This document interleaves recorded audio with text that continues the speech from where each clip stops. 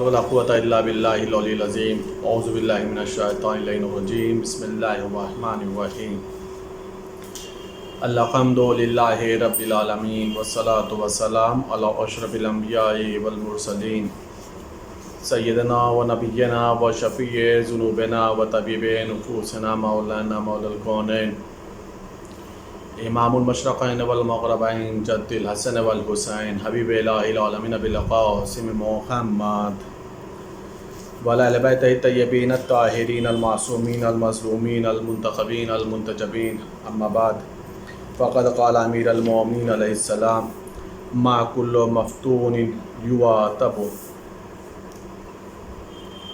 عزیزان گرامی، محترم ناظرین اور سامعین اکرام، مولا کائنات مولا امیر المومنین حضرت علی بن ابی طالب علیہ السلام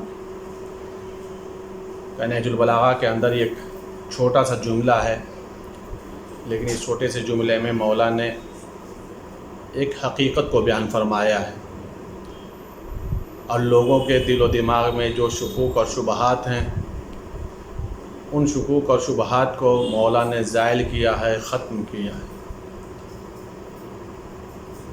انسان جب جنگ و جدال کا نام سنتا ہے، جہاد کا نام سنتا ہے، قتال کا نام سنتا ہے، تو اس کے لیے ایک لفظ استعمال کرتا ہے، چاہے وہ نادانی کی بنیاد پر استعمال کرتا ہو یا جہالت کی بنیاد پر استعمال کرتا ہو، کہ وہ جنگ و جدال، قتال، جہاد کو ایک طرفہ طور پر ایک جملے میں ختم کر دیتا ہے کہ یہ فتنہ ہو رہا ہے۔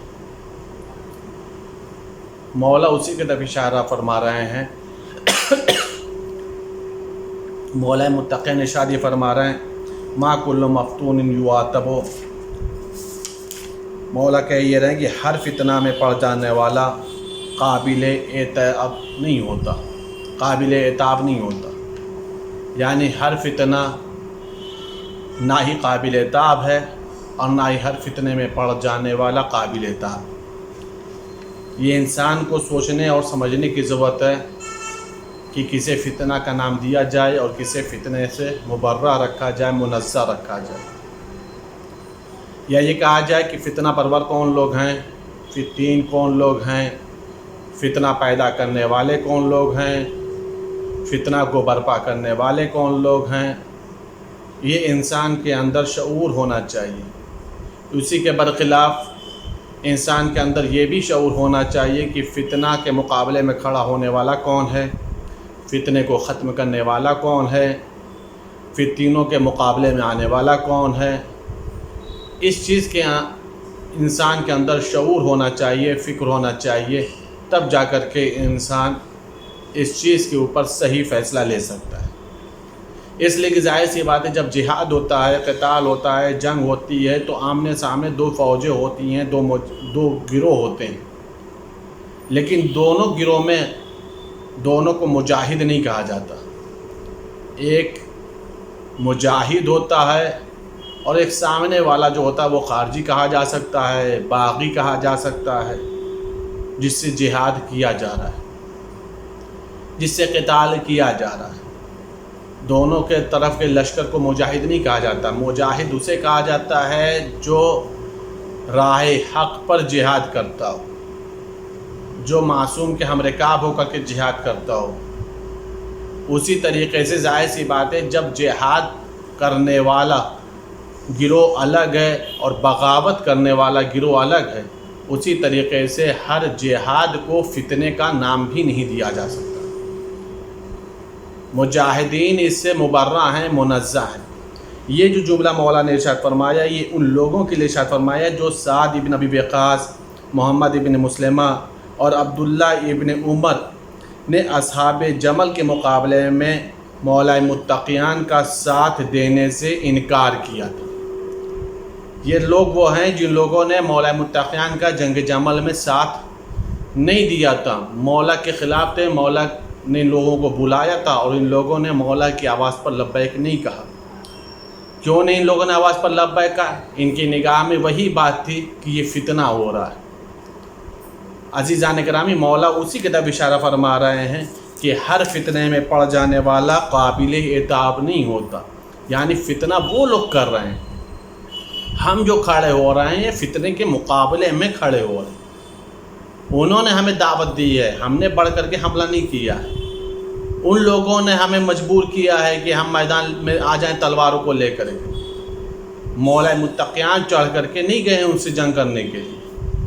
اسی کی طرح مولا متقیان نے اشارہ فرمایا ہے، اور یہ ان لوگوں کے لیے اشارہ فرمایا ہے جیسے عبداللہ ابن عمر ہیں، سعد ابن ابی وقاص ہے اور محمد ابن مسلمہ وغیرہ ہیں، جن لوگوں نے جنگ جمل میں مولا متقیان کا ساتھ دینے سے انکار کر دیا تھا۔ اسی طریقے سے مولا متقیان حضرت علی بن ابی طالب علیہ السلام ارشاد فرما رہے ہیں ایک دوسرے مقام پر، اس جملے کا بھی تقریباً پس منظر وہی ہے،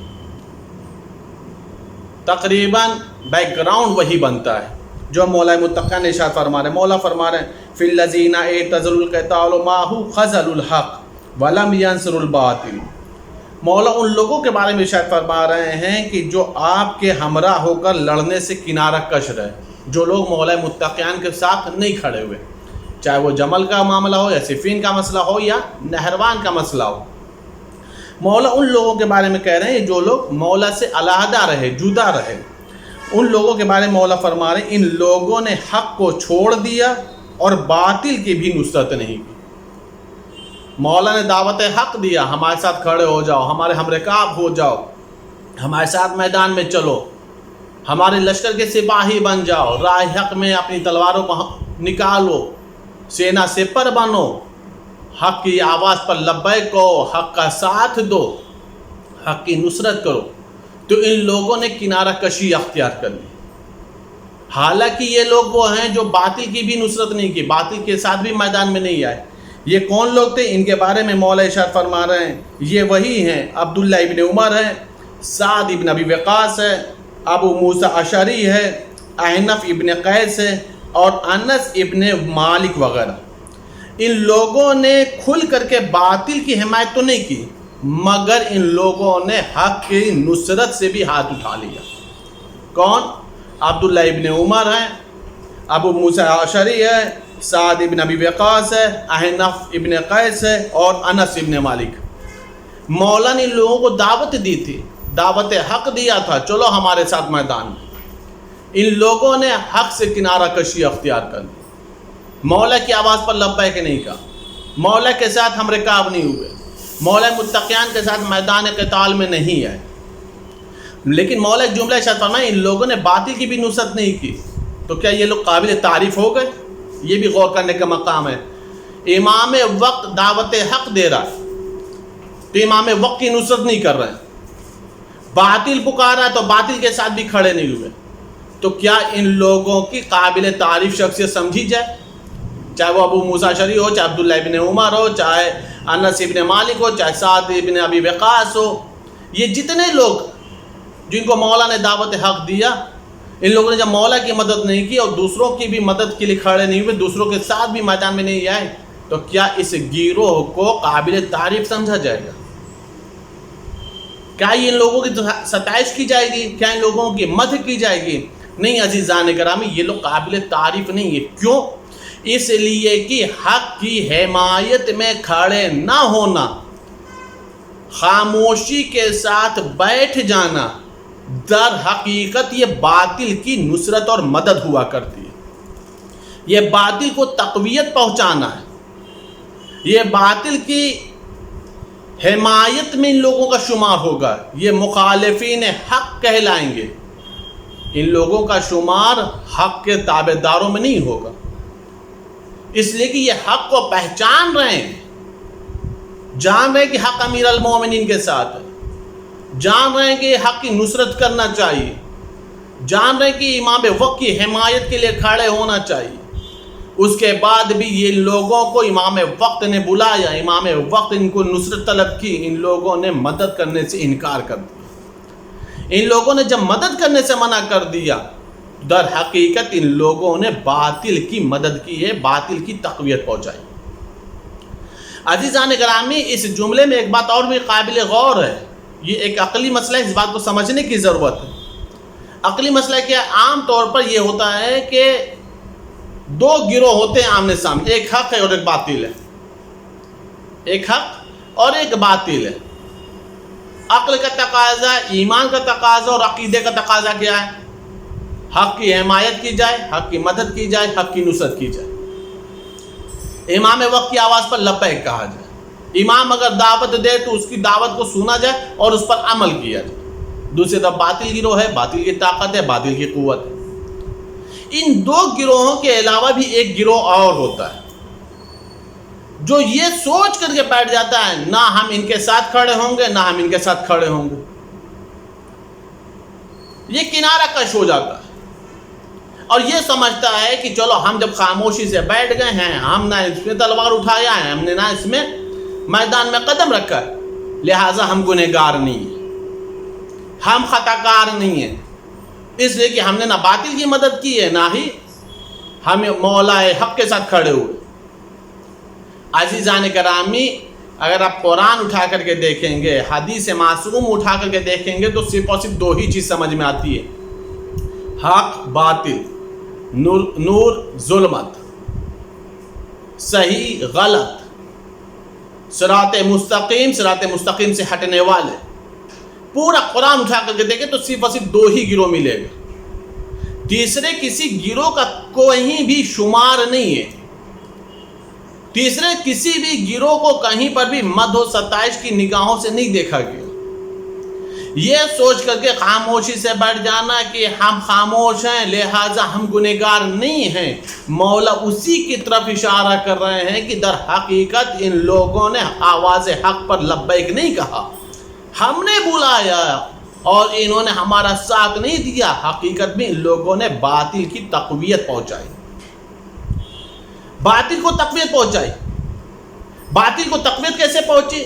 چونکہ ظاہر سی بات ہے، یہ افراد اگر کھڑے ہوتے ساتھ میں مولا متقیان کے ساتھ تو حق کی نمائندگی کرتے ہوئے اتنے افراد کا اضافہ ہو جاتا، اتنے لوگوں کا اضافہ ہو جاتا، اور اتنے افراد کا اضافہ ہونا باطل کے لیے بہرحال ایک کا بھی اگر اضافہ ہو جاتا ہے باطل کے مقابلے میں تو باطل کے دل میں، باطل کے قلب میں بہرحال تھوڑے ڈر کا اضافہ ہو جاتا ہے، خوف و ہراس کا اضافہ ہو جاتا ہے۔ کہیں بھی تیسرے گروہ کی کوئی مداخلت نہیں ہے، کہیں پر بھی تیسرے گروہ کی کہیں پر بھی تعریف نہیں کی گئی۔ یہ چیز وہ ہے جو آج بھی انسانوں کو سوچنے اور سمجھنے کی ضرورت ہے۔ آج بھی ہم لوگوں کو رات میں اپنے نفس کا محاسبہ کرنے کے لیے اور عقل کے میزان پر اپنے آپ کو پرکھنے کی ضرورت ہے کہ جب امام زمانہ اجل اللہ تعالیٰ فرجہ الشریف کا ظہور ہوگا انشاءاللہ تعالیٰ، تو ہم جو یہ دعا کر رہے ہیں کہ ہمیں مولا کے ناصر میں شمار ہوں، ہم مولا کے مددگاروں میں شمار ہوں، ہم مولا کے لشکر میں شمار ہوں، جو یہ کہا جا رہا ہے تو وہ صرف اور صرف کہا ہی نہ جائے بلکہ عملی طور پر اور قلبی طور پر اپنے آپ کو مستحکم بنایا جائے، اپنے آپ کو ثابت قدم رکھا جائے، قدم کو استقلال دیا جائے، استحکام دیا جائے، لرزش نہ ہونے پائے۔ لرزش صرف قدموں میں نہیں ہوتی ہے، فکر میں بھی ہوتی ہے، فکریں خطائیں کر جاتی ہیں، قلب میں بھی ہوتی ہیں جس میں وسوسے کہلائے جاتے ہیں، جنہیں وسوسہ کہا جاتا ہے۔ ایسا نہیں ہے کہ لرزش صرف قدموں میں ہوتی ہے، لہٰذا اپنے جسم کو اور اپنے روح کو، اپنے نفس کو، اپنے قلب کو ایمان میں اس قدر ڈبا دے، اس قدر غوطہ زن کر لے انسان کہ جب امام وقت کی آواز بلند ہو، امام وقت کی نصرت کا مسئلہ ہو جس کے لیے ہم ہمہ وقت دعا کرتے رہتے ہیں، ایسا نہ ہو کہ پھر ہم یہی سوچنے لگیں یا کوئی بھی برادر یہ سوچنے لگے کہ دیکھو ہم ان کی بھی مدد نہ کریں، باطل کے بھی مقابلے میں نہ آئیں، ہمارا شمار خطا کاروں میں نہیں ہوگا، گنہگاروں میں نہیں ہوگا۔ نہیں عزیزان گرامی، یہ مولا متقیان نے 1400 سال پہلے اصول بتا دیا کہ اگر خاموشی اختیار کرو گے، آواز حق پر لبیک نہیں کہو گے، جس زمانے میں بھی اس اصول کے اوپر قدم رکھو گے، تمہارا شمار انہی باطل گروہ میں کیا جائے گا۔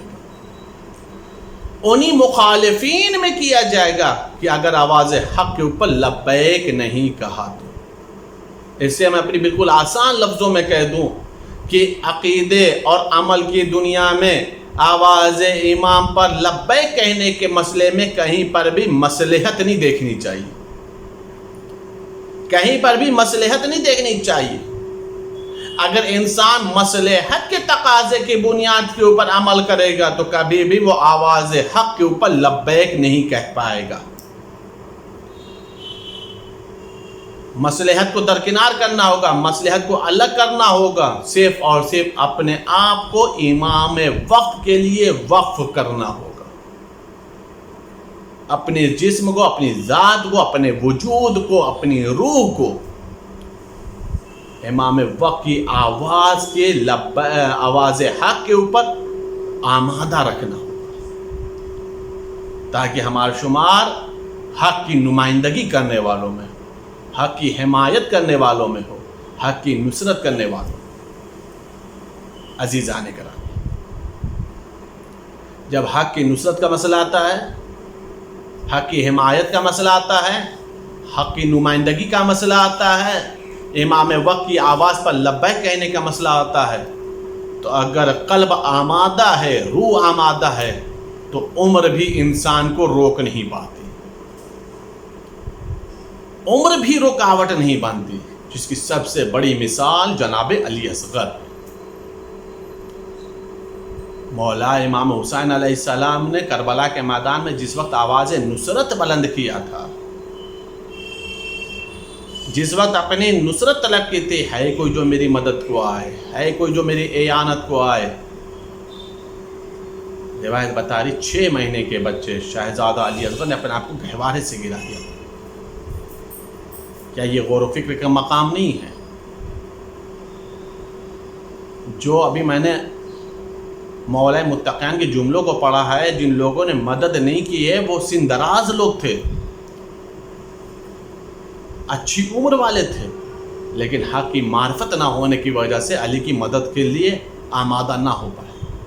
اور یہ صرف 6 مہینے کا بچہ ہے حسین کا، شیر خار کہا جاتا ہے، ششماہا کہا جاتا ہے۔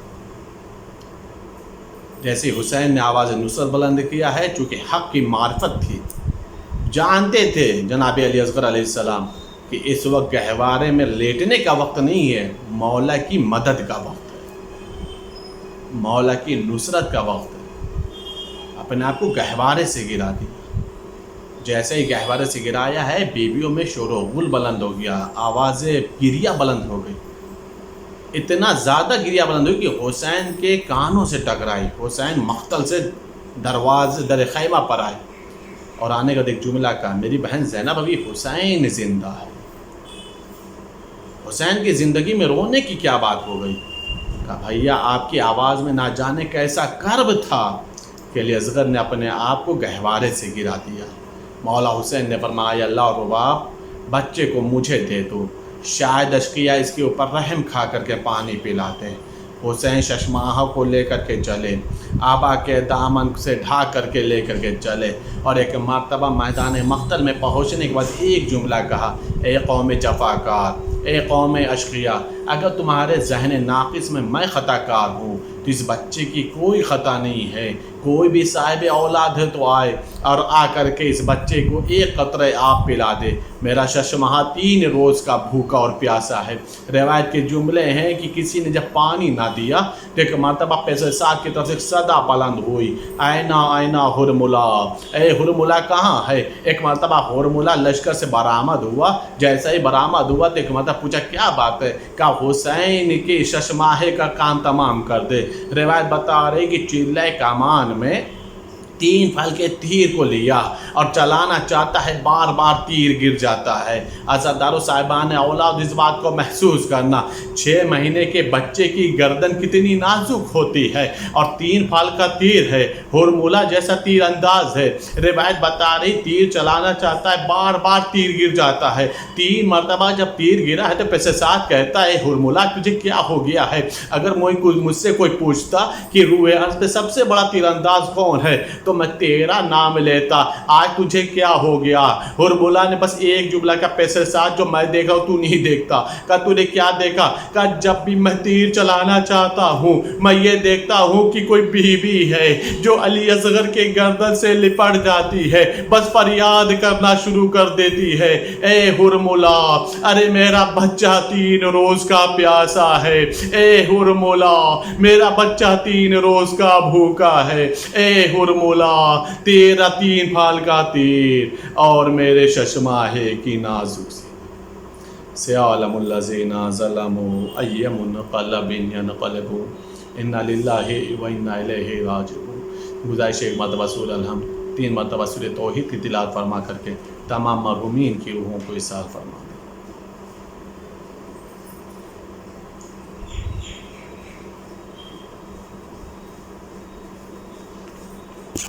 زیارت وارثہ۔ السلام علیکہ یا ابا عبداللہ، السلام علیکہ یا ابن رسول اللہ، السلام علیکہ ورحمۃ اللہ وبرکاتہ، السلام علیکہ یا وارث آدم صفوۃ اللہ، السلام علیکہ یا وارث نوح نبی اللہ، السلام علیکہ یا وارث ابراہیم خلیل اللہ، السلام علیکہ یا وارث موسیٰ کلیم اللہ، السلام علیکہ یا وارث عیسیٰ روح اللہ، السلام علیکہ یا وارث محمد حبیب اللہ، السلام علیکہ یا وارث امیر المؤمنین، السلام علیکہ یا ابن محمد المصطفیٰ، السلام علیکہ یا ابن علی المرتضیٰ، السلام علیکہ یا ابن فاطمۃ الزہراء، السلام علیکہ یا ابن خدیجۃ الکبریٰ، السلام علیکہ یا سار اللہ وابن سارہ والوتر الموتور، اشہد انک قد اقمت الصلاۃ وآتیت الزکاۃ وامرت بالمعروف ونہیت عن المنکر واطعت اللہ ورسولہ حتی اتاک الیقین، فلعن اللہ امۃ قتلتک ولعن اللہ امۃ ظلمتک ولعن اللہ امۃ سمعت بذلک فرضیت بہ، یا مولایا یا ابا عبداللہ، اشہد انک کنت نورا فی الاصلاب الشامخہ والارحام المطہرہ، لم تنجسک الجاہلیۃ بانجاسها ولم تلبسک من مدلہمات ثیابها، واشہد انک من دعائم الدین وارکان المؤمنین، واشہد انک الامام البر التقی الرضی الزکی الہادی المہدی، واشہد ان الائمۃ من ولدک کلمۃ التقوی وعلام الہدی والعروۃ الوثقی والحجۃ علی اہل الدنیا، واشہد اللہ وملائکتہ وانبیاءہ ورسولہ انی بکم مومن وبعیابکم موقن، بے شرع دینی وخواتیم عملی وقلبی لقلبکم سلم وامری لامرکم متبع، صلوات اللہ علیکم وعلی ارواحکم وعلی اجسادکم وعلی اجسامکم وعلی شاہدکم وعلی غائبکم وعلی ظاہرکم وعلی باطنکم۔ زیارت جناب علی ابن الحسین علیہ السلام۔ السلام علیکہ یا ابن رسول اللہ، السلام علیکہ یا ابن نبی اللہ، السلام علیکہ یا ابن امیر المؤمنین، السلام علیکہ یا ابن الحسین الشہید، السلام علیکہ ایہا الشہید وابن الشہید، السلام علیکہ ایہا المظلوم وابن المظلوم، لعن اللہ امۃ قتلتک ولعن اللہ امۃ ظلمتک ولعن اللہ امۃ سمعت بذلک فرضیت بہ۔ زیارت جملہ شہدائے کربلا علیہم السلام۔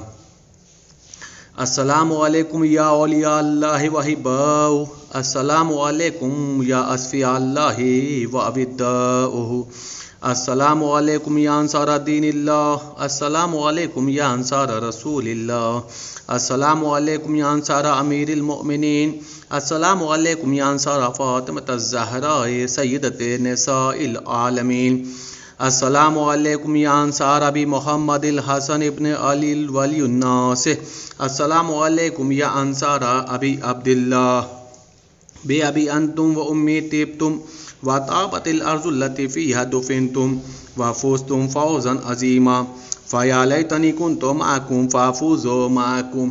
زیارت جناب عباس علیہ السلام۔ السلام علیکہ یا مولا ابوالفضل عباس علیہ السلام یا ابن امیر المؤمنین علیہ السلام. السلام علیکہ ایھا العبد الصالح المطیع للہ ولرسولہ.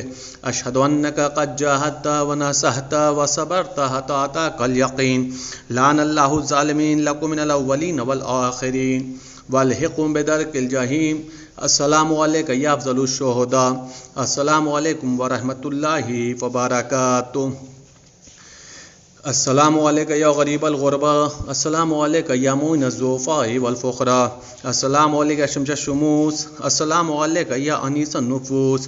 السلام علیکہ یا سلطان العرب والعجم. السلام علیکہ یا ابو الحسن یا علی ابن موسیٰ رضا. السلام علیکم ورحمۃ اللہ وبرکاتہ. السلام علیکہ یا صاحب العصر والزمان. الامان الامان الامان من فتنۃ الزمان. السلام علیکہ یا شیخ القرآن. السلام علیکہ یا خلیفۃ الرحمن. السلام علیکہ یا امام زمانہ ھذا عجل اللہ تعالی فرجک وسہل اللہ تعالی مخرجک وظہورک واجعلنا من اعوانک وانصارک ورحمۃ اللہ وبرکاتہ.